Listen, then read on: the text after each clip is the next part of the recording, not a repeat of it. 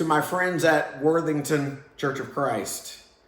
Let me start out just by saying hello to you and letting you know personally how much I'm going to miss being with you this Sunday, but I totally understand.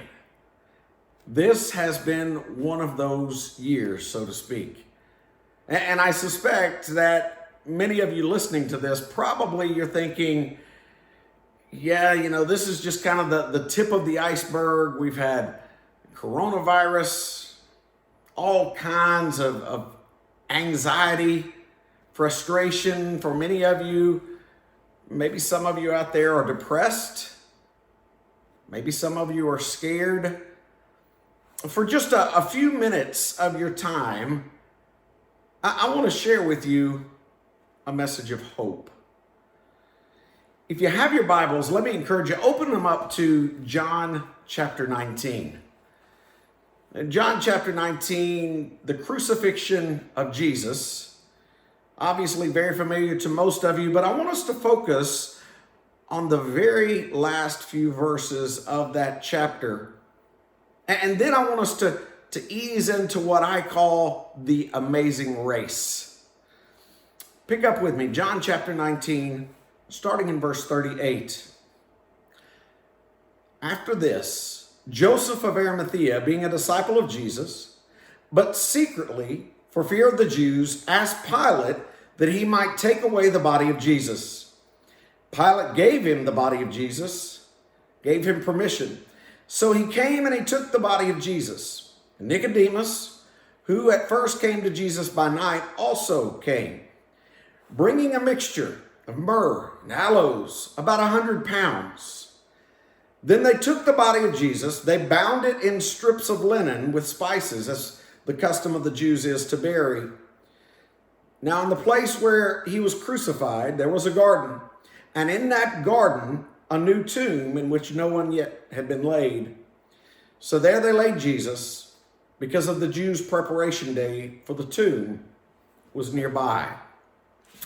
Now, let me share with you what's going on in this particular scene. Jesus has been crucified. They've taken the body off of the cross, and now they're going to place it into a tomb. But before they do that, they have to prepare the body. They don't want animals or scavengers chewing on it. They don't want bugs setting up an infestation. And so they would take linen strips. They would dip that into this aloe, myrrh, spice mixture, and then they would start wrapping the body completely. Now, as that aloe mixture began to dry, it would harden. And basically what it would do is it would form a shell around the person. It would prevent bugs from getting in there. It would prevent animals from getting in there. And so the common practice of the Jews, they would place a body inside a tomb. They would cover it up. They would allow for the flesh to decompose. And then they would come back. They would pick up all the bones. They would place them in an ossuary or a bone box. But you notice they used 100 pounds of this stuff. Way more than they needed, by the way. But you can just picture in your mind loads and loads. For those of you who maybe paint for a living, you've carried those 5-gallon buckets. Imagine carrying 100 pounds to prepare a body to go inside that tomb. We also know that they would place a napkin around the face. And so picture in your mind Jesus completely enshrouded in this brand new tomb. And now let's turn our attention to the amazing race. Pick up with me starting in John chapter 20, verse 1. Now on the first day of the week, Mary Magdalene went to the tomb early while it was still dark, saw that the stone had been taken away from the tomb. Then she ran. She came to Simon, Peter, and to the other disciple, whom Jesus loved, and said to them, They have taken away the Lord out of the tomb, and we do not know where they have laid him." Peter therefore went out, and the other disciple, and they were going to the tomb. Okay, so picture in your mind for just a moment, early morning, Peter and John take off across Jerusalem in this amazing race. Verse 4, so they both ran together. And the other disciple, that would be John, he outran Peter, came to the tomb first. And he, stooping down, looking in, he saw the linen clothes lying there, yet he did not go in.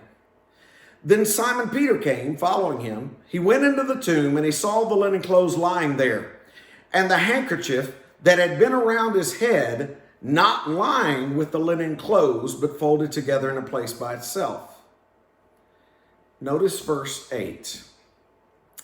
Then the other disciple, who came to the tomb first, he went in also, and the text says he saw and he believed. What's going on here? Well, let me see if I can kind of break it down for you this way. John, being younger, he got to the tomb first. And according to the text, he kind of glanced in. He didn't go into the tomb. He just looked in. And you know what he saw? He saw that shell. Those linen clothes, the strips that had dried into that mummy shell. And I suspect in his mind, he didn't think anything was wrong. It was Peter that went down into the tomb. We don't know how long he was there. We do know that he saw that napkin being folded, put aside, but eventually curiosity got the best of John. The text says he went down into the tomb and he saw and he believed. What did he see? He saw that there was nothing in those linen strips. He saw that Jesus was not there, that he conquered death. And the only way you could pass through those strips without breaking them all apart was if there was some kind of a miracle. Friends, the tomb was empty. John saw and he believed. It is my hope and my prayer that as all the chaos hits you, and let me just point out, we are not done yet. I suspect there's going to be more in the future. But as you get bombarded with all kinds of stress and anxiety and frustration, I want you to remember John going down into that tomb, seeing and believing. Because friends, that empty tomb is what gives you and I hope. Again, wish I could be with you in person this week. I will be praying for each one of you, for the congregation there in Worthington. Very, very thankful that we have a resurrected Christ to celebrate today. Hope you have a great week. Thanks.